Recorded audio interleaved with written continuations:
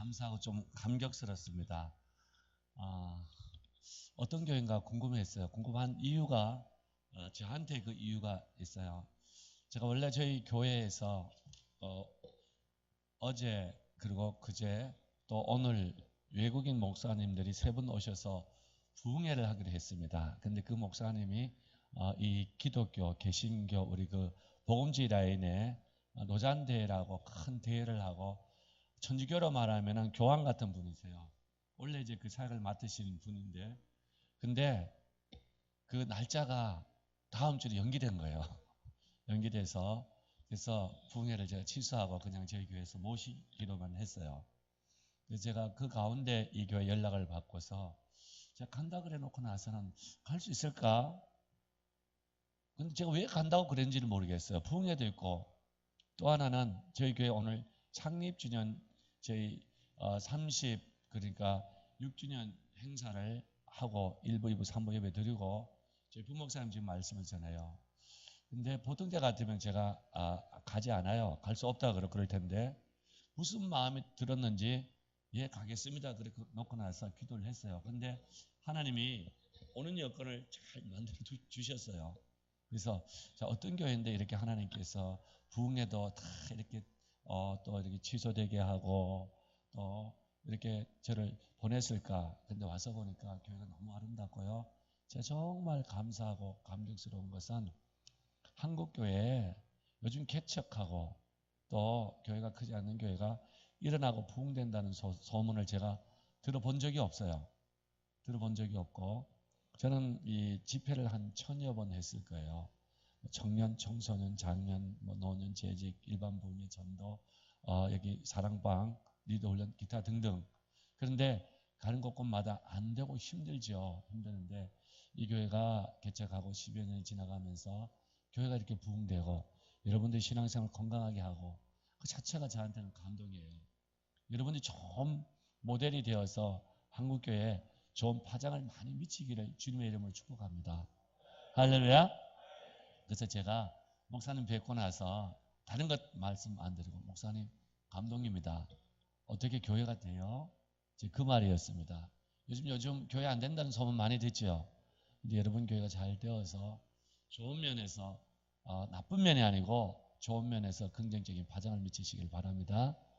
제가 저희 교회 이제 창립 예배 드리고 그리고 오면서 제가 아무래도 저보다는 운전을 전문적으로 하는 우리 장로님이 개인 택시 하시기 때문에 장로님이 운전대를 잡고 여기 같이 왔어요. 그 장로님이 또 운전을 해서 저를 여기까지 모시고 왔어요. 너무 감사하고요. 제가 오늘 여러분들과 함께 나누고 싶은 말씀은 아주 실제적이며 또 그리고 기본적이며 또 우리가 정말 눈 떠야 될 그런 말씀을 제가 우리 청년들을 훈련시키고 우리 구역 리더를 훈련시키는 그런 마음에서 나누려고 그래요. 여러분도 긴장하지 마시고 간사 목사님 오시면 그러잖아요. 자, 우리 혼내면 어떻게 하나 또 우리를 또 더 이렇게 쥐어짜면 어떻게 하나 그런 생각 하지 마시고요. 여러분들 편안한 마음으로 그러나 가슴에 불이 있고 오늘 이 예배가 끝났을 때 맞아 나도 저렇게 해야 되지 우리 사랑방도 저렇게 해야 되지 우리 청년들 나도 저렇게 일어나야 되지 그런 불같은 마음이 일어나고 그리고 제가 지나갔을 때 시간이 지나갔을 때 목사님 또 만날 거 아니에요. 그러면 그때 그 이후로 이런 일이 있었다고 아멘. 뭐 제가 오늘 말씀을 잘 전하고 못 전하고 그분이 어땠다 이런 평가는 아무런 의미가 없고요. 이 교회 안에 이런 일이 있었다고 할렐루야. 하나님께 영광의 박수를 올려드립니다. 제가 광고 하나 할게요. 목사님 아까 광고 하셨는데 의견 전달이 잘못돼가지고 제가 내일 극동방송에서 서울 극동방송에서 2시부터 공개하고 그래서 4시 반까지 2시간 반 동안 사랑방에서 뭘 하는가 양육, 전도, 기도 또 관리 또 가정 세우고 또 돌보고 관리하는 거 어떻게 할 것인가 이거 하나 하고 두 번째는 그 사랑방 리더들이 사명과 역할을 어떻게 할 것인가 이 두 가지 주제를 가지고 2시간 반 동안 내일 해요. 혹시 여분 시간 되시면 극동방송 내일 2시부터 4시 사이에 오면 돼요. 서로 와서 강의 듣고 아마 또 이제 방송으로 편집해서 한 달 동안 이렇게 내보내더라고요. 보통 하고 나면은 또 참조해 주시면 고맙겠습니다. 제 마음속에 있는 것은 한국교회 부흥입니다. 교회 부흥인데요. 저는 원래 이 목회를 하지 않았습니다. 고등학교 때까지 불교 학생회 회장을 했어요. 그래서 제가 학교 다닐 때 고등학교 2학년 때 불교에서 상을 많이 받았어요. 4월 초파를 전야제 때 또 시가행진할 때 제가 부처 역할을 했습니다. 볼터치하고 여기 빨간 거 바르고요. 이렇게 서 있으면 제가 부처였어요. 저를 태워서 행진하면 뒤에서 연등 들고 따라왔거든요. 보다시피 제가 깃발이 아주 크잖아요.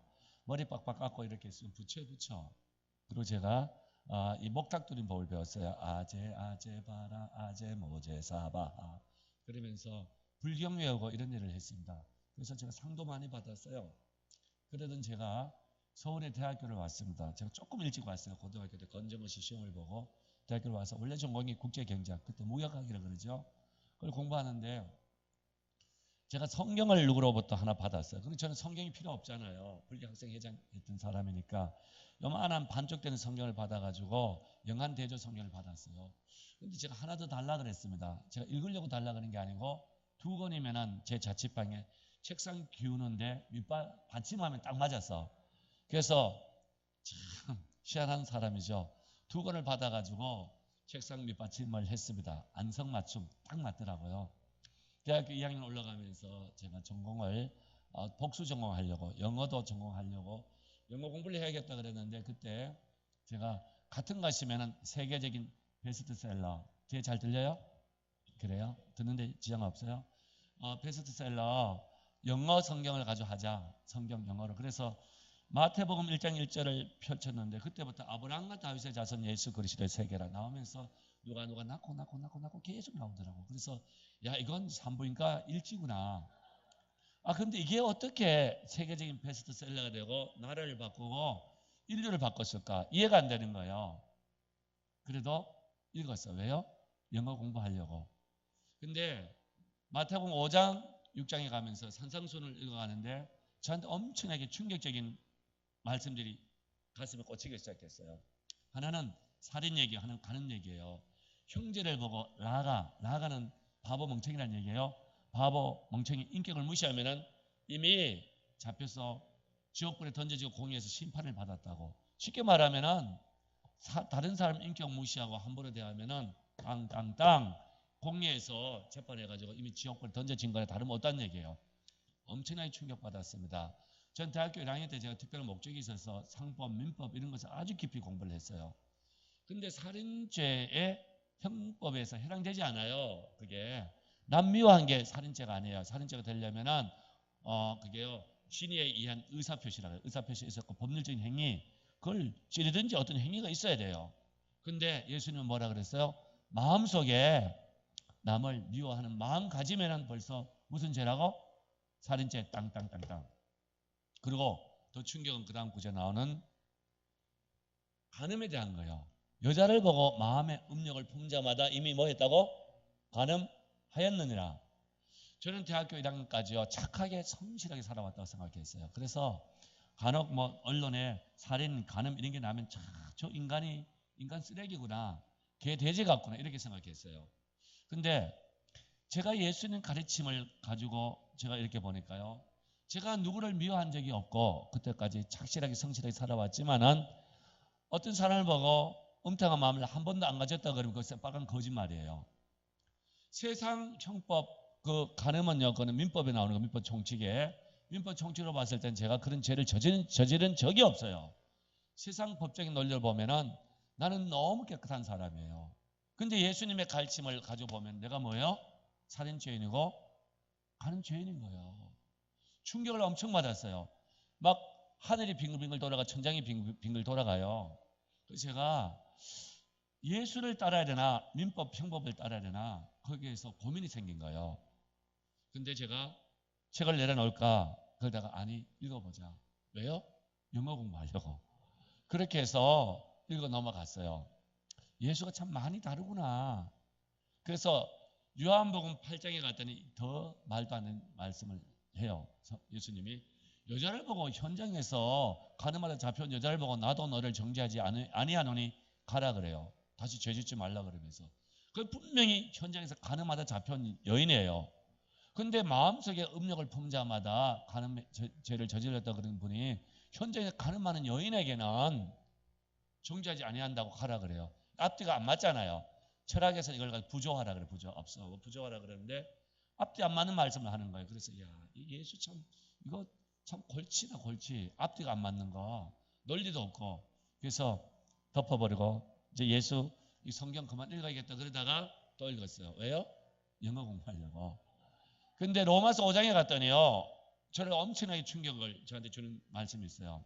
아직 우리가 죄인되고 연약하고 원수되었을 때 하나님이 그 아들을 보내서 십자가에서 우리의 모든 죄인 원수되고 연약한 걸 다 덮어주고 씻으면서 다시 우리를 세워서 하나님 자리 삼았는데 그것을 가지고 하나님의 사랑의 확증이라고 그러죠. 확증. 제가 거기에서 무릎을 꿇었어요. 그 가늠한 현장에서 가늠할 잡힌 그 여인을 자유케 하는 것은 그 정죄하지 않는 것은 죄가 없어서가 아니라 그 죄를 예수님이 하나님의 아들이 죄인 원수되고 그 연약한 자의 모든 것을 짊어지시고 당신이 생명을 내어놓고 그 여인을 자유케 하셨구나. 아멘. 그러면서 제 안에 자유함이 생기는 거예요. 어떤 자유함이요? 남을 바라보면서 미워하지 않고 여자를 바라보면 음욕을 품지 않는 자유. 왜요? 주님이 이미 그것에 대해서 다 내 죄를 씻으셨기 때문에 그때부터 저는 남을 미워하지 않는 자유가 생긴 거예요. 여자를 보고 음욕을 품지 않으면서도 더 기뻐할 자유가 생긴 거예요. 그러면서 주님 앞에 무릎을 꿇으면서 내가 그동안 살아왔던 내 가치관, 내 삶을 내려놓기로 다짐했습니다. 그리고 내가 민법과 형법의 원리가 아니라 예수 원리를 따라가기로요. 저는 그때 제 인생의 목표가 여러분 굉장히 열심히 들으시네요. 뭔가 될 것 같습니다. 내 인생의 목표가 그때 책상에 적혀 있는 것이 뭐였냐면 인간성 회복이에요. 인간이 인간답게 한번 살아보자. 그런데 그때 제 기도 제목 고민이 바로 그거였습니다. 내가 민법, 형법을 따라가면은 더 인간이 인간다워질까? 예수님의 가르침을 따라가면 인간이 인간다워질까?에 대해서 고민하고 그 말씀 때문에 기도를 시작했습니다. 근데요, 전 답을 내렸어요. 형법, 민법은 뭐요? 마음속에 미워하지 않고 마음속에 아무리 음란 마음을 가져도 괜찮아요. 예수님은 어떻게 해요? 그러면 살인죄인이고 가는 죄인이라는 얘기예요. 그런 죄인을 위해서 주님이 죽으시고 그런 죄를 짓지 않고 주님이 주신 말씀으로 살아갈 수 있는 생명을 주시고 자유를 주신 거예요. 어느 것이 인간이 더 인간다워질까? 단순했어요. 답이 나왔어요. 누구를 따르기로요? 예수를 따르기로. 근데 여기에서요 중요한 것이 하나 있습니다.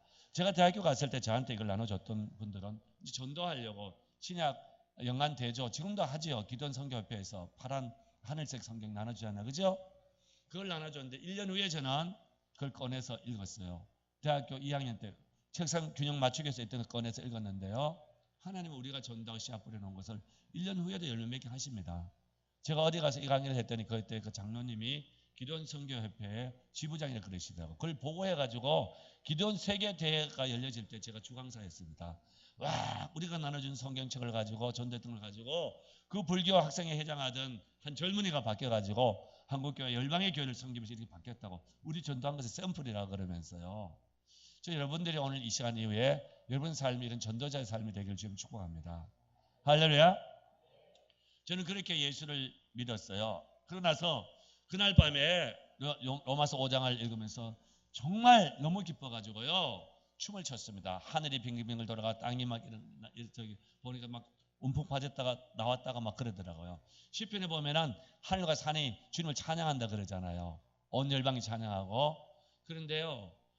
저에게는 시편의 그것이 우리 여기 목사님과 같이 제가 신학대학을 졸업하고 제가 2년 후배들하고 제가 늦게 시작을 했어요.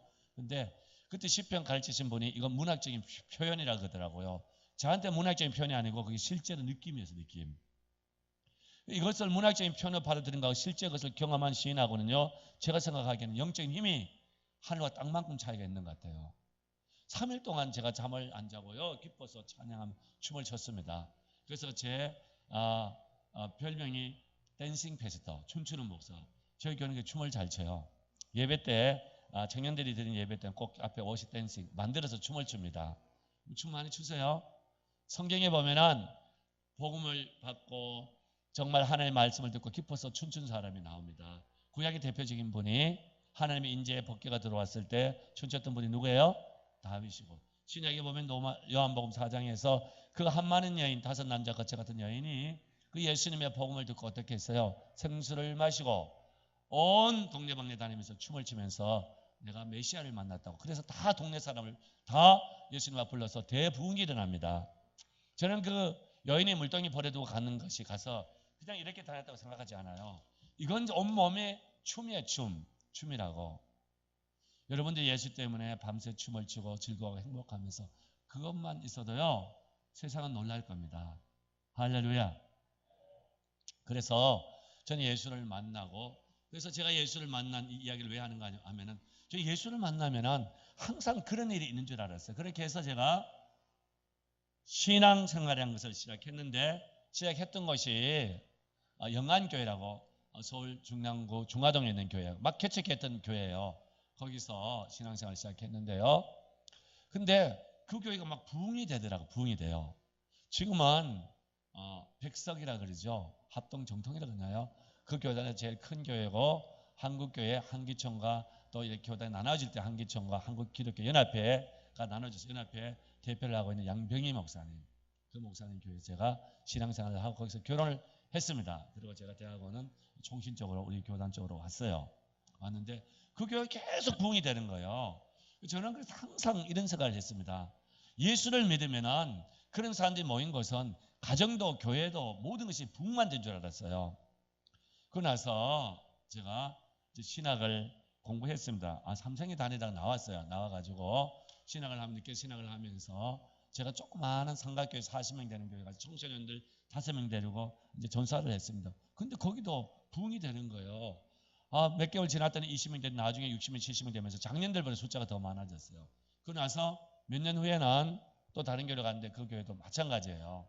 그 교회는 아들 세운다 그래가지고 3,000명 교회가 700명으로 갈라진 교회, 작아진 교회인데, 그때 당시로 금남교회하고 우리 교단교회요, 세계로교회라고 중랑교 교회가 있는데 10,000명을 지향하는 교회 그러다가 교회가 막 700명으로 줄어든 교회인데요. 제가 맡았던 그 어린아이들 한번 맡았고, 그 다음에 청소년을 맡았는데 여전히 몇 배 부흥이 되더라고요. 그래서 교회는 항상 부흥만 되는 곳이라 이렇게 생각했어요.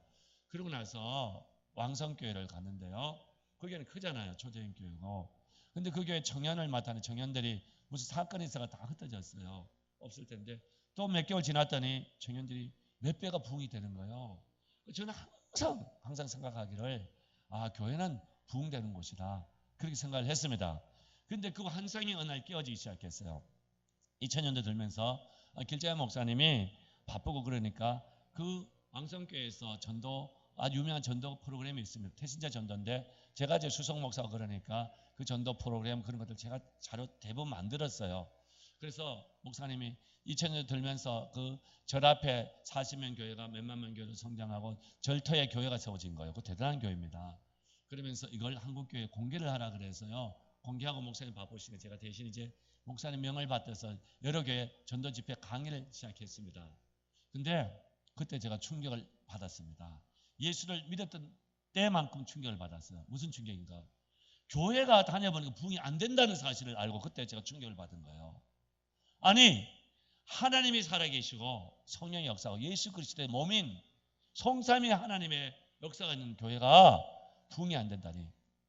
전혀 교회는 항상 어떤 곳이라 생각했냐면은 원수가 들어와도 십자가의 사랑을 녹여버리고, 예배는 눈물의 간격이 없이 드릴 수 없고, 전도와 성인을 하지 말라 그래도 목숨 걸고 전도와 선교를 하고, 깨어진 가정도 들어오면 회복되어서 믿음의 명가가 되고요, 꾸며는 젊은이들이 와서 제자들처럼 민족과 열방을 향해 가슴이 뜨거워지고, 또 이게 교회라고 생각했어요. 제가 그렇게 믿었거든요. 그런데 보니까 반대 일이 있는 거예요.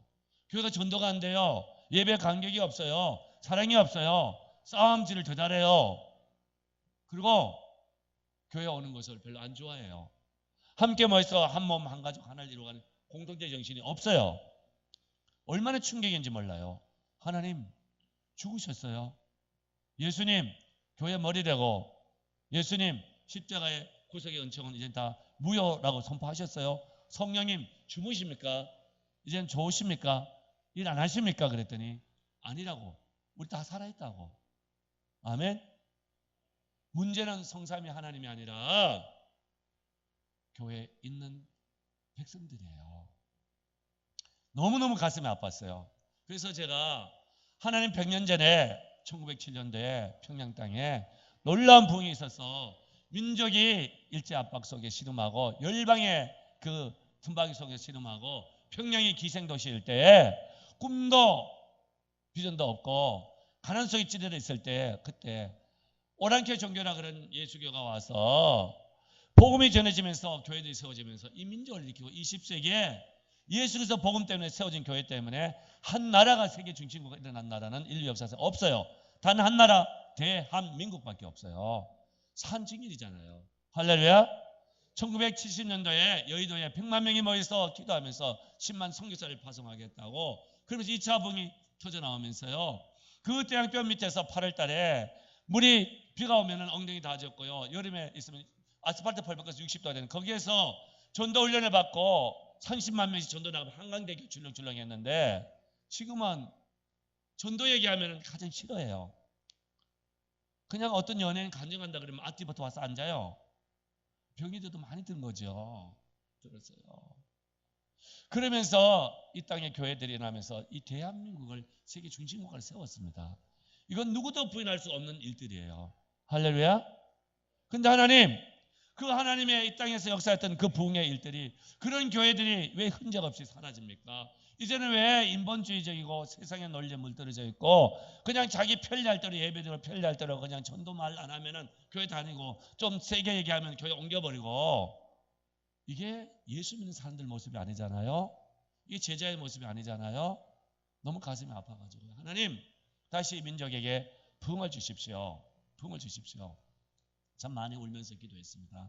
그래서 집회 마치다가 돌아오면서 고속도로 휴게실 지방에서 하고 마치면요.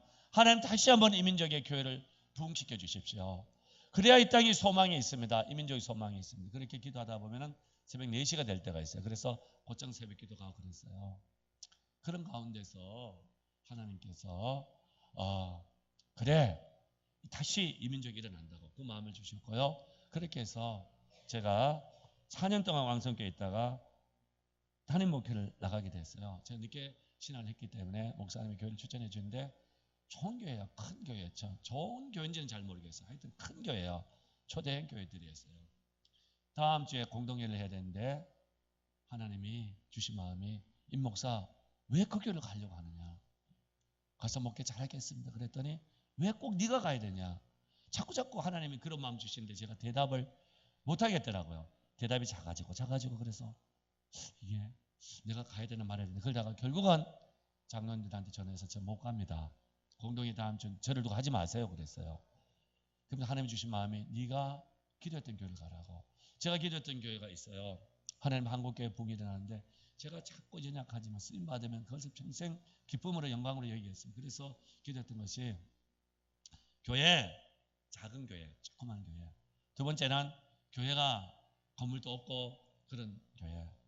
이게 참 복인 같아요. 이 건물 예쁜 교회가 이렇게 마련한 것도요. 세 번째는 우리 같은 교단이니까요. 목사님 캐치 가신 목사님 계시고 장로님들 계신 교회. 이게 왜 그랬겠어요? 저 집회를 가보니까 원로 목사님이 계시고 새로운 목사가 가면은 성경적으로 한번 대답해 보세요. 원로 목사님 계시고 새로운 목사님 가면은 그것 때문에 목회가 더 잘 때 더 자유해져야 될까? 원로파 단임파가 싸워야 될까요? 성경적으로 현실적으로 말하지 말고 성경적으로. 다 알죠? 우리 장로님이 앞에 계세요. 장로님 원래 작년에 이제 위임 받았어요. 장립되신 거예요. 근데 그러면 장로님이 계시고 목사님이 계시면은 세워지면 목회가 더 힘들고 까다로워져야 되겠어요? 장로님이 세워졌으니까 목회가 더 자유롭고 비전을 더 마음껏 선포할 수 있어야 되겠어요? 성경적으로 어느 게 답이에요? 세상적으로 말고. 답 알죠? 대답 안 하네. 답 몰라요? 아니요. 안다는 얘기죠. 그죠? 할렐루야? 그래요. 제가 저희 교회 간지 10년 조금 넘었어요. 조그만 상학교 대부흥이 일어났어요. 일어났는데 옆에 고대 앞에 큰 교회가 있어요. 거기는 고대 법대 학장도 있고 유명한 장로님이 계세요. 칼럼 계속 쓰고 변호사들 많아요. 근데 10년 전에 저희 교회 찾아왔더라고요. 이 교회는 조그만 상학교에서 의자 4명 앉는 게 8줄 가지고 부흥이 났는데 우리는 교회 좋고 인적 구석도 훨씬 낫는데 왜 이렇게 싸움이 일어나냐고. 그리고 지난주에 찾아왔는데 10년이 지났는데 교회는 완전히 엉망이 되어버렸어요. 차이점이 뭐냐고. 이거 뭐겠어요? 인간이 주인 역할을 하려고 자기 주장 의지해 가지고 싸우니까 이제 그런 일이 일어나는 거예요. 해답은 간단해요. 성경도 돌아가면 돼요. 아멘. 주님 원했던 일로. 할렐루야. 그러면은 제가 그래서 원로 목사님 계시고 장로님 계셔야 된다고. 저희 교회 장로님이 그때 네 분이고 지금 또 이제 이민 가시고 은퇴하시고 그래가지고 또 세워져 장로님 계시고 그래요. 그래서 원로 목사님 계시고 장로님이 계시면 목회가 더 자유롭고 더 잘되는 걸 보여주십시오. 하나님. 그래야 한국교회 소망이 있습니다. 할렐루야. 아멘 안 하시네. 아멘. 아멘 안 하면 제가 오해를 합니다. 여러분 내가 장로 되면 앞으로 목사님 계속 감독하는 사람 될 거야. 제가 오늘 그래서 우리 교회는 구경꾼, 평가자, 감독자 필요 없다고. 제가 가서 10년 전에 가서 한 얘기예요. 사명자, 헌신자, 전도자가 필요하고 이분들이 예배하고 전도하고 기도하고 중보기도 하고. 할렐루야. 아멘. 그러니까 저도 우리 장로님도 우리 직분자들하고 다 존경의 존경을 받는 거예요. 아멘. 아니 성경이 해답을 제시하는데 그걸 따라가면 될 텐데 반대로 자꾸 하려고 세상 올려가서 하려고. 제가 그래서 그런 교회를 보내주고 그런 교회가 오히려 부흥된 날을 보여주십시오. 그래서 제가 원로 목사님 계시고 개척하 원로 목사님 그것도 개척하신 목사님요 장로님 계신 교회를 본다고 그랬어요. 그거 오늘 재직 세미나 같은데 그죠? 잘 들어봐요. 여러분들 정말 피가 되고 살이 될 겁니다. 어디서 듣지 못한 진짜를 지금 듣고 있어요. 네 번째는 역사가 오래된 교회를 본다고 그랬어요. 저는 이것도 역사가 오래되면 될수록 예배 영성, 전도의 영성, 성교의 영성, 사랑의 영성 더 깊어질 줄 알았는데 이게 이 교회는 이제 15년째예요. 15년째인데 여러분 조심하세요. 15년에서 20 넘어가면 이게 율법화되고 이제 조직화되고 관료화되기 시작하더라고요. 뭐 하나 하려고 그러면은 아무것도 못해요. 회의 문화는 있는데 기도 문화는 없어요. 이상하게 바뀌더라고요. 저는 그래서 20년이 되고 40년, 50년, 60년, 70년, 80년 되고 100년 되면은 그 하나님의 역사의 경륜 때문에요. 교회 역사 경륜 때문에 정말 눈물 넣는 예배는 들 수 없고 전도는 순교자진 마음으로 전도하고 선교하고 할렐루야. 온수까지 싹 녹여버리는 십자가의 사랑이 묻어나고 이게 교회 역사의 경륜입니다. 그리고 반대로 되어지더라고요. 그렇게 예수님 싫어하던 바리새인 서기관들처럼 바뀌어져 버린 거예요. 그 역사 오래된 교회. 마지막은 보편적인 지역 이런 지역처럼 그런 교회를 보내달라고 그랬어요. 그런데 와 하나님께서요 즉각적 응답을 하시더라고요. 작년 네 분이 오셨는데 보니까 요 교회 조건을 딱 맞추고 있는 거예요. 여러분들이 정말 기도를 잘 하십시오. 저처럼 이런 교회 가도록 해달라 기도했는데 이 어디 청중 받을 때 이런 교회 안 가게 해달라 기도한 제목을 바보처럼 그걸 기도한 거예요. 그래서 예수님이 그랬죠. 너희들이 내 이름으로 무엇을 구하든지 내가 시행하리라. 그러니까 여러분들이 좋은 제목까지 기도하시기 바랍니다. 아멘. 제가 이런 5가지 조건 이런 교회 가게 해달라 기도했으니까 그 교회 조건이 딱 맞으면 가야 돼 안 가야 돼요? 가야 되죠. 그 교회가 제가 지금 간 예수 사람들 교회예요. 원래 이름이 월곡중앙교회였는데 교인들이 그렇게 많지 않아요. 4명 앉은 의자가 4줄 8줄 있고요. 예배당 요거 반 정도 되는데 여기서 예배를 드렸어요. 5층에서 4층 모델링 한다고 그러는데 체육관을 빌려가지고 반 가지고요. 성도 얼마 안 되고 청년들 첫 수련회에 8명 갔습니다. 8명 갔어요. 근데 참 여러 가슴이 아프더라고요. 근데 그 장로님들이 와서 아주 귀한 얘기를 하나 했습니다. 목사님 목회하시다가 안 되면 저희들 얘기하면 저희들이 교회를 떠날게요. 보통 청빙했다가 교회 안 되면은 어떻게 해요? 목사 몰아내잖아요. 이분들 참 대단하시구나 그런 생각을 했습니다. 근데 와서 정말 우리가 하는 것은요 오직 영적인 것 말씀 받고 기도하고 그 다음에 교회 부흥하고 전도하고 선교하고 그리고 서로가 사랑하고 한 가족 되면 3가지만 집중했어요. 그랬더니 그게 1년 6개월 만에 이게 350명이 전도되더라고요. 제가 놀랐어요. 그의 첫해 보면서. 상가 4층이었습니다. 장도 그때 오셨죠? 그때 그 무렵에 오셨죠? 그죠? 예. 여기는 우리 부인이 저기 길거리에서 건너가다가 만났어요. 신도등박 건너가다가 만나가지고 전도해서. 자, 그러면 제가 이런 생각을 했습니다. 이 시대도 진짜 하나님의 사람들이 주님을 사랑하고 교회를 사랑하고 복음으로 살아가고 복음을 전하면은 교회가 부흥되는구나. 할렐루야. 저는 이 교회가 10년이 지나가면서 요즘 어려운 때 이렇게 아름다운 건물을 마련하고 함께 여러분들이 아름다운 공동체 이루어가고 또 사랑방을 통해서 함께 교제하고 말씀 양육하고 또 전도하고 선교하고 이 일들이 여러분들 이 시대에 정말 하나님이 원하는 이 일들을 하고 있음에 자부심을 갖기를 바랍니다. 할렐루야. 제가 오늘 뭐 이걸 구체적으로 할 수 있는 내용은 아니고 보니까 이 헌신 예배인데요. 여러분들 이 내용은 내일 혹시 시간 되면 와서 들으시고 아니면 방송 들으시고 제 책을 참조하시고요. 인터넷에도 많이 떠 있을 겁니다. 제가 오늘 이 사랑방을 통해서 전도되는 그런 일들을 좀 말씀을 드릴게요. 제가 청년들 그 8명이었는데 수련회 갔다 오고 그렇게 청년들이 좀 전도돼서 청년들 얘기부터 할게요. 그래서 청년들을 데리고 청년들을 바꿀 수가 없어요. 그 월곡동은 서울 월곡동은요. 거기에 우리나라 최고의 빈민촌이었습니다. 그 앞에 월곡동 산동네가 있는데 여기 전태일 어머님 같으면 여기 살고 마지막 서울의 산동네로서 남아있었던 곳이 월곡동이에요. 월곡동인데 그리고 그 밑에는 가면은 세계적인 음란촌 미아리 텍사스촌이 월곡동에 있어요. 그래서 월곡동 사람들이 화냅니다.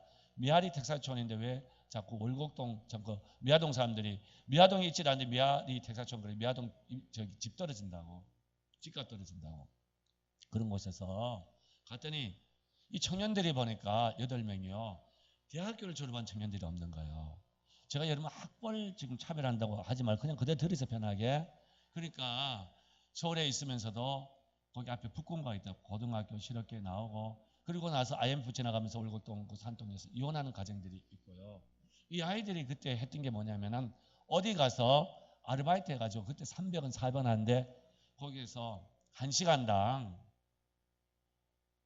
그 돈 얼마 더 받는가? 참 아니고 3,000원 4,000원 할 때 3,500원 4,500원 받는 거예요. 그래서 500원의 인생의 목숨을 걸더라고. 그래서 제가 여러분들 500원의 인생의 목숨 걸 것이 아니라 목숨은 예수님 앞에 걸어야 된다고. 복음에 걸어야 된다고. 그래서 가르치기를 시작했어요. 그 기도를 시켰어요. 그래서 이 아이들 보고 말씀을 가르치고 시간이 안 되니 새벽에 불러내가지고 니도 훈련을 시켰어요. 시간이 없다 그러더라고요. 시간이 없으면 새벽에는 뭐 하냐고. 새벽에는 잠자고 시간이 있대요. 새벽에 하자. 새벽 시간은 왜 안 되냐고. 학교 공부 새벽 시간에 하면서 하나님 말씀 새벽 시간에 왜 못 하냐고. 그렇게 해서 하고 기도를 했어요. 그래서 기도를 수련회 가서 제주도로 그때 갔어요. 왜 갔냐면 비행기를 못 타봤다 그래서 비행기 태워주고 해외 간다 그래서 제주도 가자 그랬어요. 제주도 해외잖아 그죠? 그래서 갔어요. 그래서 기도회를 새벽 5시까지 하자 그랬어요. 그랬더니 처음엔 농담인 줄 알더라고요. 목사님이 9시 10시 시작하면 11시에 마치고 이제 인디안 밥하고 놀 생각을 하고 있었어요.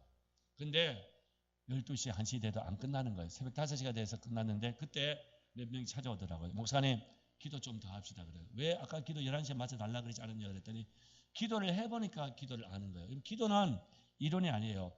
기도 한 사람만이 기도를 압니다. 아멘. 예수님이 바보에서 죽도록 그렇게 기도하고 땀방 피방울 때 기도한 게 아니고 기도는 기도 한 사람만이 기도를 알아요. 인천이 제일 큰 교회가 인천 순복음교회 아니에요. 그 교회를 제가 10년 전에 한 2달을 금요일마다 집회를 해달라고 갔어요. 이 기도 얘기를 했더니 목사님 우리 순복음교회 기도 이랬는데 기도가 다 죽어버려. 어떻게 장로교회 목사가 와서 그런 얘기를 합니까? 저보고 순복음교회 교단을 옮겨주라고 그러더라고요. 전 장로교회 교회예요. 순복음교회 그러더라고요. 우리는 말씀이 약하고 그냥 기도가 살았다고 그러더라고요. 근데 그 1,500명의 구역 리더들이 기도가 죽어버렸대요. 왜 죽었는가 물어봤어요. 그랬더니 2가지 얘기하더라고요. 그때 여기 김포에 그 뭐 복된교회가 무슨 교회에 세미나를 한참 했어요. 거기 갔다 와서 기도가 죽었고 또 하나는 순복음교회 교회 성장 연구소를 하는 분이 계세요. 아주 유명하신 분입니다. 그분이 조영기 목사님 후계자까지도 뭐 염대도 그 교회 가서 뭘 한다고 뭘 한다고 그러다가 그게 죽어버린 거예요. 그리고 그 내용을 가지고 와서 인천 순복음교회 와서 가르친 거죠. 구역에서 사랑방에서 셀에서는 중보기를 이렇게 한다고 했는데 그분 책을 잘 쓰셨어요. 그걸 하고 나서 죽어버렸다는 얘기예요. 여기 중보기도 세미나하고 나서 기도가 죽으면 돼 안 돼요? 안 되잖아요. 제가 물어봤어요. 제가 살리려면 이유를 가르쳐줘야 될 거 아니에요. 근데 왜 죽었다고 생각해요? 그랬더니 대답하기 어려운 문제라고 하더라고요. 다시 한번 물어봤어요. 그랬더니 아이러니컬한 문제라고 하더라고요. 저는 그때 이렇게 생각했습니다. 그분이 강의를 잘못한 것이 아니라 그분은 사랑방 안에서 눈물 뿌려 정말 한 영혼을 품고 기도하면서 그걸 해보지 않았기 때문에 이 가르치는 이론이 힘이 없어요. 예수님은 기도를 땀방울 피고 하셨기 때문에 그 기도의 메시지에 힘이 있는 거예요. 할렐루야. 아멘. 그래서 기도하자고. 그래서 그 청년들이 기도했어요. 그때는 이제 이미 부흥이 돼가 청년들 40몇 명이 갔었어요. 그 2004년도에 장충체육관에서 서울의 청년들을 같이 모아서 기도하자고. 바알에게 무릎 꿇지 않은 청년 7,000명을 달라 그랬어요. 그리고 한 달 전에 기독교 100주년 회관에서 기자회견을 했습니다. 청년 강연주일 날 장충체육관에서 7,000명이 밤 9시부터 새벽 5시까지 서울을 향하여 기도할 거라. 서울의 부흥을 위해서, 서울의 거룩함을 위해서 기도할 것이라 그랬어요. 기자회견을 했더니 기자분들이 모여가지고 질문을 던지더라고요. 목사님, 예산 있어요? 없다 그랬어요. 하나도 없었거든요. 그리고 어떤 큰 교회, 큰 교단이 동원되나요? 없다 그랬어요. 그랬더니 기자분이 하는 말씀이, 목사님, 그날 500명 모이면 많이 모일 거예요. 청년들이 왜 그날 밤에 그렇게 모여가지고 기도를 하겠냐. 요즘 장충체육관에 7,000명 모이려고 그러면 몇 년 준비하고 큰 교단 예산 몇 억을 해도 안 모이는데 뭘 가지고 하려고 그러냐고. 그래서 제가 두 가지 얘기했어요. 나한테는 부흥의 마음이 있고 기도의 무릎이 있다 그랬더니, 그거는 누구나 다 하는 얘기고, 예수 믿으면은. 여러분, 예수 믿으면 누구나 하는 그게 답이에요, 답. 아멘. 근데 목사님, 돈 없이 조직 없이 안 돼요 그러더라고요. 근데 한 달 후에 성령 강림주일 날 장충체육관에 7,000명이 모였고 새벽 5시까지 한 명도 가지 않고 서울의 부흥을 위해서 기도했어요. 할렐루야. 그게 어게인 1907이고, 그게 2007년도에 해운대 30만 명 모인 그 운동으로 펼쳐져 갔습니다. 이 말씀을 왜 듣냐면은, 하나님 앞에 청년들이 일어나서 말씀 복음을 듣고 기도하니까 부흥이 일어나더라고요. 할렐루야. 그러면은 그 청년들은 지금 어떻게 돼 있는가? 죽었는가? 안 죽었어요. 안 죽었어요. 위대한 청년들로 세워져 있어요. 세워져 있고, 정말 500원의 목숨 걸던 청년들이 이제 민족을 깨고 열방을 깨우겠다고. 할렐루야. 그래서 삼성에 들어가서 거기에서 구역을 만들더라고요. 이 교회만의 사랑방을 세우더라고요. 학교 갔는데 도시공학을 하는 청년이, 교수님이 도시공학 사례 발표를 하라 그랬어요. 이 청년이 저한테 오더니 트랜스포메이션 도시 변혁이 났던 그 영상을 제가 보여줬더니 그걸 편집해서 가서 교수님한테 허락을 맡은, 교수님, 내가 이런 거 발표 되겠냐 그랬더니, 교수가 불신자인데 한번 해보라고. 해봤더니 그 도시가 2% 기독교인들이 98%가 되면서 도시에 4개 감옥이 없어지고 36개 술집이 교회로 바뀌어지고, 그 감옥은 웨딩홀로 바뀌어지고, 할렐루야. 생산성은 16배가 뛰어지고, 아멘. 술집은 배기가 없어지고 깨어진 가정이 다 회복되고, 할렐루야. 모든 영역이 다 새로워진 거예요. 교석을 듣더니요 그러더래요. 저것도 도시의 도시공학의 한 방법이 될 수 있겠구나. 방법이 아니라 진짜 그게 방법이에요. 아멘. 좀 놀랐지 않아요? 어떤 도시공학자들이 그 도시에 4개 감옥을 없앨 수 있어요. 36개 술집을 없앨 수 있어요. 생산성을 거기에 16배로 바꿀 수 있어요. 깨어진 가정을 살릴 수 있어요. 안 됩니다. 길거리에 마약, 술집, 연병이 음란방탕한 도시가 거룩한 도시를, 그 누가 그걸 바꿀 수 있어요? 안 됩니다. 뭐로 바꾼 거요? 예수께서 복음으로, 하나님 말씀으로, 하나님이 하신 거요. 할렐루야. 아멘. 그리고 군대 가서 신병이 구역을 개척해가지고 초대장까지 이제 성경 공부를 같이 하는 거예요. 할렐루야. 아멘. 어제는 토요일 날 팝콘전을 했다고 오늘 3명을 전도해서 왔더라고요. 오늘 예배 3부 예배 같이 드렸어요. 교회 앞에 팝콘을 가지고. 그리고 새벽에 그 추운 겨울에 핫케이크 500개를 만들어 가지고요 전도를 나가더라고요. 우리 장로님 딸 조은하라고 있어요. 그 몇 년 전에 핫케이크 자주 만들었어요. 새벽에. 누가 뭘 좋아한다고 새벽에 일어나서 핫케이크를 그러나요? 조그만 거 있잖아, 그죠? 500개 만들어 추운 겨울 전철역 앞에 전도 가면 가겠어요? 그럼 교회 안 나오고 말죠. 복음이 들어가고 말씀 들어가고 기도를 하니까. 아멘. 할렐루야. 지금은 한국교회 열방의 교회를 세우고요. 어디 가든지 그래요. 국회 초창기를 갔더니 그 국회의원들과 그분들이 매달 한 번씩 와서 이걸 좀 해주라고 그러더라고요. 저는 그냥 가서 짧게 말씀은 전하고요. 그들이 예배하고 찬양하고 군부대를 갔더니 소녀시대가 지난주에 왔는데 못했던 것을 해고 갔다. 소녀시대가 와서 뭐만 한 거예요. 청년들 성적인 흥분만 시켜 놓고 간 거죠. 그런데 이 청년들이 가서 그들을 변화시켰어요. 그들이 나라를 위해서 열방을 위해서 정말 거룩하게 살아가겠다고 울면서 무릎 꿇고 기도하니까요. 그 중령이더라고요. 그 신병 그들에 그분이 소녀시대가 못한 것을 했다 그러면서 매달 한 번씩 신병이 바뀌어진대요. 와서 해줄 수 있냐고. 마찬가지예요. 해외를 가서도 동일해요. 한 해외 갔더니 그 감옥에 1000명이 모였는데 대붕의 역사가 일어난 거예요. 나도 다시 살고 싶다고. 언어와 관계없어요. 청년들 이런 꿈을 꾸세요. 여러분들이 인천의 젊은이를 뒤집어 놓으세요. 할렐루야. 저희 교회는 8명으로 시작했는데 여기는 8명보다 더 많은 것 같고 여러분들이 굉장히 더 빠릿빠릿한 것 같아요. 멋있어요. 아멘. 가슴에 불이 일어나는 것 같네요. 할렐루야. 그래요. 그런데 이렇게 말씀을 배우고 기도하고 전도하고 서로가 한 가족 돼서 하나 되고 살아가는 가장 좋은 교회 모형이 뭔가? 그게 바로 사랑방이에요. 사랑방. 저는 생동하는 구역 부흥하는 교회라는 책을 써서 이게 약 40세까지 나가 초베스트셀러예요. 그리고 구역에 살아 교회가 산다는 책을 이번 또 수정판을 냈어요. 근데 제가 이 책을 써서가 아니라 지금부터 이 원리를 제가 다 말은 못하지만 왜 사랑방을 통해서 전도를 해야 되는지 그건 제가 오늘 조금 말씀을 드릴게요. 자, 교회는요 대그룹입니다. 대그룹. 함께 모여서 회중에 같이 예배하고 말씀을 받아요. 근데 이것이 내 삶의 현장 속에서 주중에 실제로 펼쳐지는 것은 이 교회 안이 아니고 어디예요? 내 삶의 현장이잖아요. 내 직장, 내 가정, 내 이웃이에요.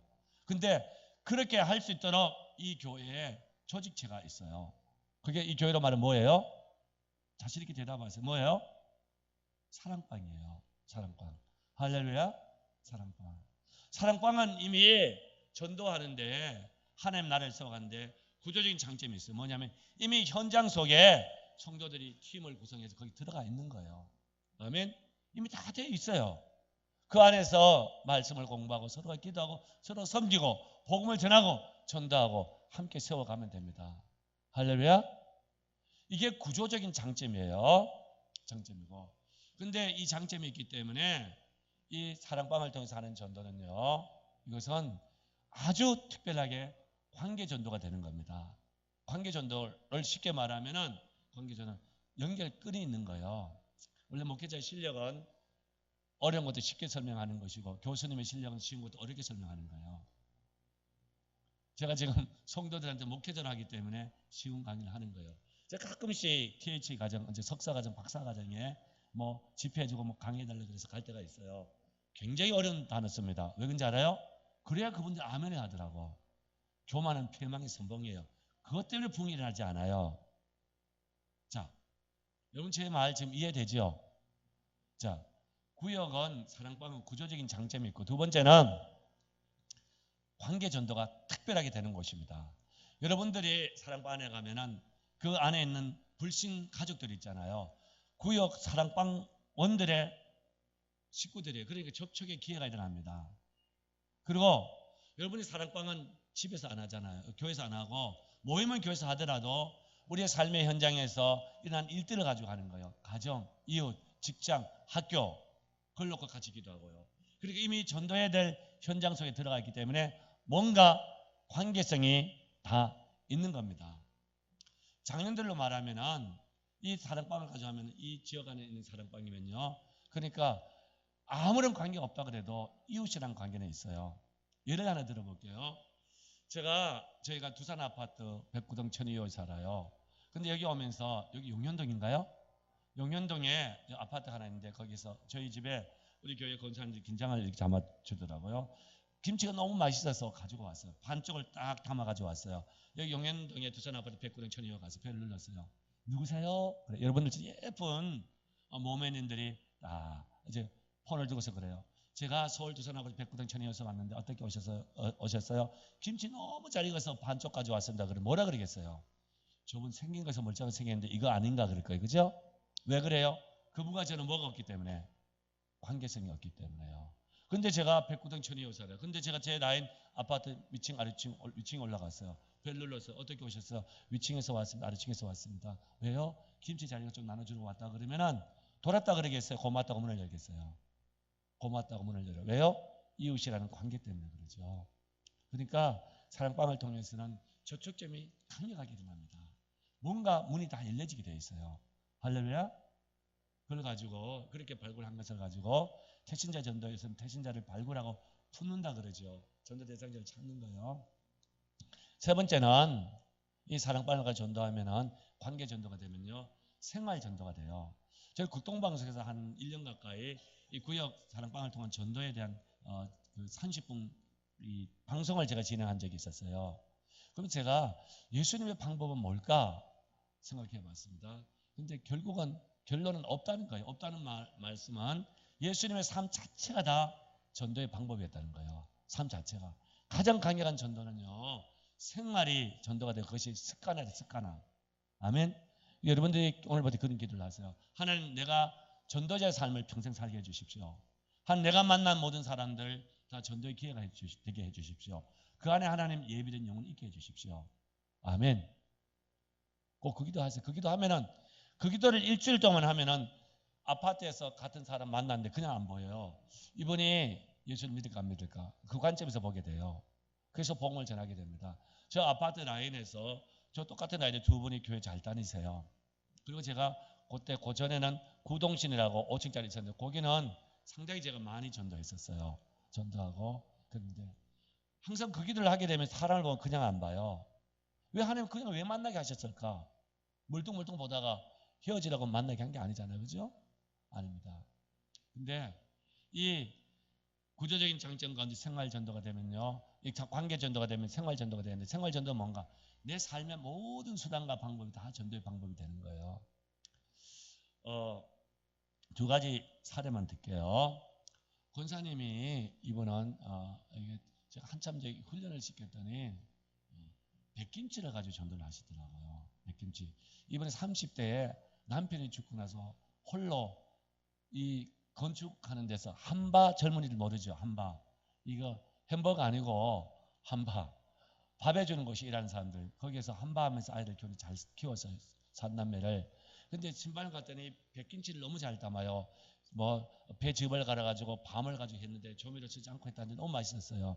근데 이분이 그 사랑방을 통해서 하면서 매년 신년이 되면요 기도하고 나서 그 사랑방 구역원들 보고 그래요. 이 사랑방 저기 식구들 보고 주위에 새댁들만 있으면 찜 해오라고 이름 적어오라고. 그래서 한 달 두 달 기도하고 나서요 때가 되면은 이분이 백김치를 자기 아들 딸 담아줄 때 4포기 담아요. 3명이니까 3포기 담으면 되는데 한 포기 더 담아서 많이도 안 하고 4분의 1 정도 나눠가지고 새댁들한테 이제 갖다 주는 거예요. 기도하는 새댁들한테. 새댁 입맛 떨어졌지 이 백김치 한번 먹어봐. 입맛 돌아올 거야. 저녁상을 이걸로 차려. 남편이 좋아할 거야. 그러면요 이 새댁들이 그렇게 차려서 남편한테 퇴근해서 저녁상을 차리면 이게 너무 맛있으니까 남편들이 놀라는 거죠. 자기야 이 김치 어디서 났어? 그러면요 이 자기들은 새댁들은 그런데요 권사님 말씀에 의하면은 결코 이게 썰이 났다고 출처를 안 밝힌대요. 그러면서 자기는 먹기만 해. 근데요. 근데 권사님 말씀은 손에도 안 보신대요. 이 통에다가 더 비싼 거 담아가지고 할머니 너무너무 맛있었어요. 남편이 너무너무 좋아해요. 그러면은 맛있었지? 나중에 또 한 번 담아줄게 그래요. 그래서 2번, 3번 담아주면 한국 사람들이 정에 약해가지고 코가 끼는 거예요. 그럼 이 젊은 세대들이 야, 저 할머니가 나한테 부탁을 해야 될 텐데 거룩한 부담을 스스로 가지고 있습니다. 그때 어떻게 해요? 초청을 하는 거예요. 우리 사랑방에 오라고. 오면 세댁 또래도 있고 애기들 있으면 내가 봐줄 테니까. 그래서 이 세댁들이 그 부담감 때문에 갔어요. 그래서 매년 4가정, 5가정에서 세댁들을 한 구역을 한 사랑방을 만들더라고요. 이분이 연세가 70이 되시니까 여기 보세요. 세대차도 안 느끼나요? 느껴요. 그런데도 뭐요? 이 권사님의 이 백김치 때문에. 여러분 교회에서 전도하기 위해서 백김치 담는 부서 없잖아요. 이게 왜 되는 거예요? 사랑방이기 때문에 되는 거예요. 제가 전도했던 걸 하나 말씀드릴게요. 제가 구동신 아파트라고 있었을 텐데 거기서 이제 구역에서 이 사랑방에서 저기 할머니가 한 분 계시는데 전도를 좀 가져 신방을 목사 갔으면 좋겠대요. 갔더니 이분이요 얘기를 시작하는데 보니까 저기 전라도 광주에 지주의 딸로 태어났는데요. 연세 드셨는데 아주 고와요. 근데 남편은 철도 고위 공무원이었대요. 근데 남편이 자기가 기차 타러 가다 보면 기차 늦으면 옛날에 전화해가지고 기차 잡아놓으라 그랬다고 그러더라고요. 그 연착이라 그러죠. 그러면 제가 와 진짜 그때 권세가 대단했네요. 그러면요 좋아가지고 입이 걸려요. 귀에 갖다 걸려요. 그러면서 그 다음에는 또 계속 얘기하는 게 고놈의 남편이 서울로 전분 가가지고 바람이 나가지고 시집에서 그걸 눈 감아주더래요. 그래가지고 내 속을 다 썩히더니 나이가 60이 넘어가지고 병이 돼서 저 방이 저기 와 있다고. 그래 그러면 제가 또 눈물을 흘려요. 너무 가슴이 아팠겠다. 그러면서 한 2시간 얘기하시더니요. 목사님 오늘 짧지만 요 정도로 하겠다 그래요. 2시간 얘기하고 짧지만 그러면 어떻게 해요? 그러고 나서 일주일에 또 갔어요. 그랬더니 목사님 오셨냐고 그랬더니 또 얘기를 꺼내요. 가만 들어보니까 그 전주에 했던 얘기 똑같더라고 스토리가. 그 제가 어디서 울어주고 어디서 웃어줘야 되겠다는 걸 알았어요. 근데 그 다음 주에 된 놀란 일이 있었어요. 저희 집에 5층 그 조그만 그 연립에 벨을 눌러서 나가보니까 이 분이 케이크를 하나 큰 걸 가져왔어요.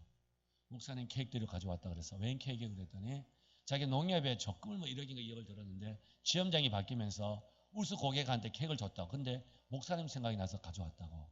그럼 전도가 된 거 안 된 거예요? 됐어요. 다 그냥 되는 거예요. 근데 그 다음 주에 봉투를 하나 가져왔어요. 목사님 교회는 제가 이번 주는 못 나가고 다음 주부터 나가는데 헌금 100만 원은 오늘 지금 먼저 드리려고요. 저는 교회는 안 나오면서 헌금 100만 원 미리 하는 분 처음 봤어요. 제가 교회는 안 나오면 11조 미리 하는 분은 제가 왕성교회 있을 때 전도했던 분이 있어요. 거기 풍무슨 그 식당의 주인을 전도했던 이분이 11조를 한 달 전에 하더라고요. 교회는 한 달 후에 나가고. 저는 그런 경험을 몇 번 했었어요. 그래서 100만 원 헌금했으니까 교회 나오겠어요? 안 나오겠어요? 나오더라고요. 할렐루야. 자, 제가 한 건 뭐였어요? 가서 그냥 얘기 들어주는 거예요. 전도하면서 얘기 들어주는 그런 게 있어요? 그런 프로는 없을 거예요. 왜 이런 게 가능해요?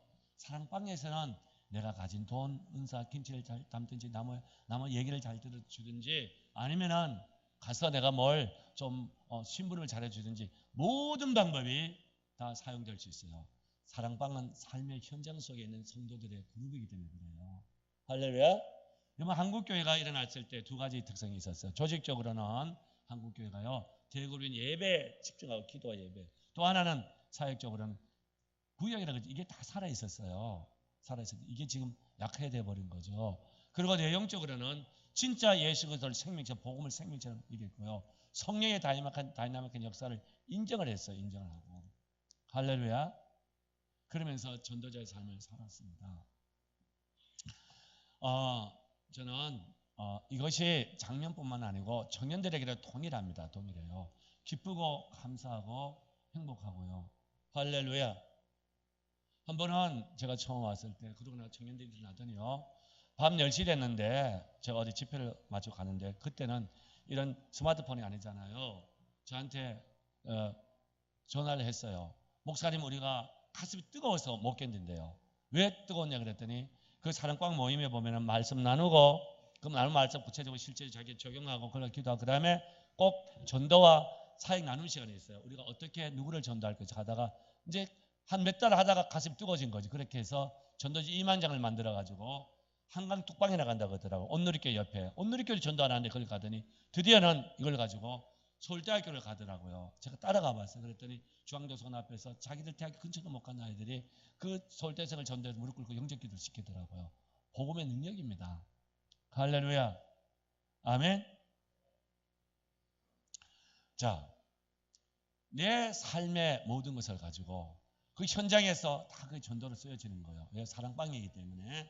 네 번째는 사랑방을 통한 전도는요. 팀 전도가 돼요. 사랑방 같이 성도들이 모여 있잖아요. 그죠? 있으니까 작은 가족 공동체가 되어 있는 거예요. 자, 이 팀 전도가 되면은 여러 가지 장점이 많이 있어요. 첫째는 두려움이 없어져요. 한국 사람들은 체면 문화가 발달돼 가지고 전도를 하라 그러면은 관계 전도가 아닌 것은요 못해요. 근데 지난주에 저희 교회 팝콘을 사가지고 이 교통사고 난 청년이 있어요. 이 대학원 다니는데 집에 있으면 전도 생각만 하고 있는 거예요. 그때 팝콘 기계를 사달라고 사줬어요. 그랬더니 그걸 가지고 나가서 3명을 전도해 온 거예요. 근데 그런 친구들은 이미 전도 훈련이 돼 있어가지고 세계 곳곳에 중국 가서 전도하다가 공안에까지 잡혀온 경험이 있어요. 그렇기 때문에 두려움이 없어요. 근데 그래서 같이 하면은 두려움이 없어요. 제가 처음 와서 이제 거리 전도를 할 때 이렇게 했어요. 한번 나가서 해보라 그랬더니 아저씨, 근데 아저씨 지나가요. 그럼 속으로 뭐라 그런지 알아요? 휴, 잘 지나갔다. 아저씨 다시 돌아오지 마세요. 왜요? 두려워서 그런 거죠. 제가 아파트 전도를, 지금은 아파트 비밀번호가 많잖아요. 그때 없을 때요. 했더니 어떤 전도제 부흥회를 합니다. 오전에 강의 어제 둘씩 짝지어서 했는데요. 갔다 와서 2년차 때였어요. 5분 간증을 하라 그랬더니 권사님 한 분이 그러시더라고요. 작년엔 사실 목사님 새로 오셔서 전도하려고 그래서 우리가 훈련받고 나갔는데 아파트 벨 눌러놓고 기도했대요. 하나님, 안에서 아무 소리 안 나게 해주십시오. 안 나가지고 너무 감사해가지고 ING 계속 19층 내려가면서 또 너무 감사했대요. 원래는 1년이 지나가지고 내가 어떤 피박을 받다도 복음을 전해야 되고 주님을 전할 수 있게 해달라고 그렇게 해서 그 아파트의 한 구역을 세우시더라고요. 할렐루야, 아멘. 함께하면 두려움이 없어요. 참 이게 한국 사람이 체면 문화 때문에 그런 건데 이건 복음을 전하면서 당당하세요. 사도 바울이 다메섹 도상에서 그 예수를 진짜 만나고 비닐벌 깨졌을 때 어떻게 했어요? 핍박받으면 더 힘을 얻어 복음을 전했다 그랬죠. 아멘. 그런 일들이 모두 있기를 바랍니다. 왜 겁을 내요? 겁낼 거 없어요. 두 번째는 같이 하게 되면은 집중적인 중보 기도를 내가 받을 수 있어요. 엄청난 힘입니다. 기도해 주잖아요. 또 하나 내가 집중적인 중보 기도를 같은 사랑방 안에서 하잖아요. 우리 김 지사님 내놓은 기도 제목을 같이 기도하고 주중에 매번 기도하는 거예요. 중보 기도를 받는 것도 엄청나게 힘이 되고 내가 중보 기도 해주는 것도 하면서 내가 기도를 통해서 뭐예요? 은혜를 받게 되고 무장이 되는 겁니다. 여러분들이 사랑방 안에서 일주일 동안 모여서 기도하면서요. 우리 목사님 전함을 제가 보는데 저 목사님을 위해서 여러분들이 우리 담임 목사님을 위해서 계속 여러분들이 일주일 동안 기도했다고 생각해 보세요. 그러면 정택열 목사님을 위해서 기도했다고 그러면은 중보기도 했으면은 틀림없이 여러분들이 이 예배에 들어오면서 목사님 얼굴만 해도 벌써 은혜가 밀려와요. 근데 중보기도 안 하고 오면은 목사님 설교 어떻겠나 자칫하면요 평가자 되기 쉽습니다. 사단이 가장 좋아하는 그런 걸 하기 쉬워요. 하나님의 말씀을 안 받고 사람의 말로 평가하기 시작. 자기가 이제 하나님 되는 역할을 하는 거죠. 오늘 설교 시간이 길었다. 톤이 어땠다. 뭐 은혜가 됐다. 안 됐다. 머릿속에는 사단이 좋아하는 것이 꽉 차 있어요. 근데 그 말씀을 하나님의 말씀은 나에 대한 기업으로 약속 받기만 하면은 말씀이 살아서 일합니다. 역사합니다. 할렐루야. 아멘. 근데 이 같이 하게 되면 집중적인 중보기를 하는 것도 받는 것도 이게 은혜예요. 여러분 틀림없이 해보세요. 한 주간 목사님에서 간절히 기도하고 오면 목사님이 사랑하는 사만 해도 벌써 가슴이 출렁출렁 거려요. 은혜가 막 밀려오기 시작합니다. 여러분들이 장로를 위해서 중보기를 열심히 하는 분이 있어요. 그러면 장로님 주중에 만나서 교회당 만나요. 만나면 벌써 내가 막 하루 종일 일주일 내내 만난 것처럼 막 말을 하고 싶고 달려갑니다. 서먹서먹하지 않아요. 이게 엄청난 은혜가 풀려지고 하나님께서 사단의 결박을 푸시고 성령의 기름 부음을 흘러 넘치게 합니다.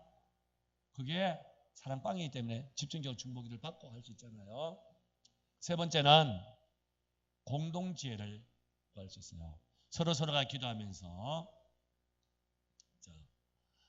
정점 아저씨를 전도하려고 그랬는데 우리 마음씨 좋은 김 지사님이 고기도 필요 없어요. 그런데 맨날 가서 고기를 매일매일 사는 거예요. 오늘 닭을 사고 내일 안심을 사고 등심을 사고. 왜요? 얼굴 익혀서 관계를 형성해서 뭐 하려고? 전도하려고. 근데 그 정정 아저씨가 갈 때마다 천사 같은 얼굴로 어서 오십시오. 안심을 드릴까요? 등심을 드릴까요? 그러면서 너무너무 환영을 합니다. 그래서 한 달 동안 사랑방 안에서 다 기도하고 했어요. 그래서 이제 무릎 익었구나. 그래서 교회 주보도 가져가고 전도지도 가져가고 목사님 소개도 하고 복음도 전하고 설교 테이프도 가져가고 이렇게 해서 전도를 합니다. 그랬더니 이 정점 아저씨가 얼굴이 시뻘거지면서 아줌마 교회 얘기하지 마세요. 나 어렸을 때 교회 나가 상처 엄청 받았거든요. 그래요. 그러면 마음씨 좋은 김 지사님 어떻게 되겠어요? 얼굴이 울그락불그락 그래가지고요. 못해요. 가슴은 막 두근반 세근반 나지 닭근반 여근반 막 뛰기 시작하면요. 포기해요. 근데 사랑방에서 하면 어떻게 돼요? 사랑방 모임에 가면은 항상 해야 될 것이 있어요. 교회 사역과 목사님 기도. 두 번째는 전도와 선교를 위한 것. 세 번째는 사랑방 식구들을 위한 것. 꼭 해야 돼. 세 가지는 제가 이 강의 때 꼭 하라 그래요. 그러면은 그걸 가져가서 그 다음 주에 나누는 거예요. 야, 우리가 한 달 동안 기도하고 내가 한 달 동안 그렇게 필요 없는 고기를 계속 샀는데도 그분이 그렇게 천사처럼 천사 같은 얼굴 나를 맞이하더니 전도 하려고 했더니 얼굴이 시뻘거지면서 사람이 싹 바뀌더라고. 그래요. 그 옆에 있다가 권지사님 뭐라고 하는지 알아요? 어쩌면 그 성깔머리가 우리 남편하고 꼴이 똑같아. 그런 사람은 어딜 쳐야 넘어간지 내가 안다고. 그렇게 하자. 그러면서 같이 힘을 복돋아주고 방법을 논의합니다. 함께 또 중보기를 하기 때문에요. 사랑방에서 전도하면 포기가 없어요. 또 하자고. 그렇게 해서 포기하지 않고 끝까지 전도가 되는 겁니다. 할렐루야. 그리고 같이 하게 되면요. 사랑방을 통해서 하면은 초청에도 엄청나게 장점이 있습니다. 장점이 있어요. 주일 그분이 시간이 오후 3시밖에 안 된다고. 그리고 우리 목사님이 사랑이 너무 많으셔가지고 주일 예배 오후 3시로 하나 만들겠습니다. 그거 못해요. 고정적인 이 대그룹은 고정되어 있기 때문에 특별한 경우가 아니면 이게 잘 움직여지지 않아요. 근데 여러분들 그분이 오후 3시밖에 시간이 안 된다 그러면은 사랑방 모이면 오후 3시 할 수 있어 없어요? 얼마든지 할 수 있잖아요. 왜요? 현장 소그룹의 특성 가운데 하나가 유연성이에요. 얼마든지 가능하거든요. 거기에 그럼 몇 번 나왔다가 때가 되어서 또 예배당으로 와서 주일 예배 같이 드리면 되는 거예요. 할렐루야. 이거 외에도 사랑방에는 엄청나게 이 전도에 장점이 있어요. 그러니까 제가 앞에서 구조적인 장점이 있어요. 이미 전도 현장 속에 있고 전도할 수 있는 이 사랑방 팀들이 구성이 되어져 있기 때문에요. 저는 이 교회를 보면서 참 말 그대로 이 푸른 교회 싹이 나고 열매를 맺고요. 창창하게 뻗어가기를 바랍니다. 할렐루야. 당신 예배 온 목회자가 너무 오래 설교하면 주책이지, 그죠? 이 정도로 해야 서로 좋은 것 같아요. 처음 같고. 정말 오늘 행복해요. 저에게 창민 예배 때 너무 은혜롭게 참 예배드리고 해서 너무 감사하고 은혜롭고요. 근데 제가 올 10건도 아닌데 여기까지 왔어요. 왔는데 와서 보니까 이렇게 개척한 교회가 아름답게 15년 동안 성장하고 일어나서 너무 감사하고요. 이런 교회들이 한국에 많이 일어나야 됩니다. 여러분들이 어차피 신앙생활하고 주님 위해 살아가서 정말 주의 영광을 드러내고 하나님의 은혜와 복을 받아 누리면서 이 시대 민족 열방성에 가려고 하는데 좋은 샘플 되기를 바랍니다. 제가 이 말씀하면서 맺을게요. 제가 아버지와 아들 회복이라는 책이 있어요. 도라지라는 책이 있고 그걸 작년에 한 8개월 동안에 2주 격주로 방송을 했었어요. 부모 자녀 관계에. 거기에 마지막 가면은 이런 얘기 나와 있습니다. 자, 우리가 병들고 잘못된 것은 치유해야 돼. 그죠? 고쳐지고 치유되어야 돼요. 그 치유보다 더 중요한 것이 있어요. 뭐냐면은 예방이에요, 예방. 예방이 더 중요해요. 예방보다 더 중요한 게 있어요. 뭐냐면은 내가 모델이 되는 거예요. 할렐루야? 그 좋은 모델이 돼서 영양자가 되는 겁니다. 여러분들이 이 한국교회의 부흥회 또 사랑방 운동에 모델 되길 주님 축복합니다. 아멘. 하나님께 영광의 박수를 올려드립니다. 기도합니다.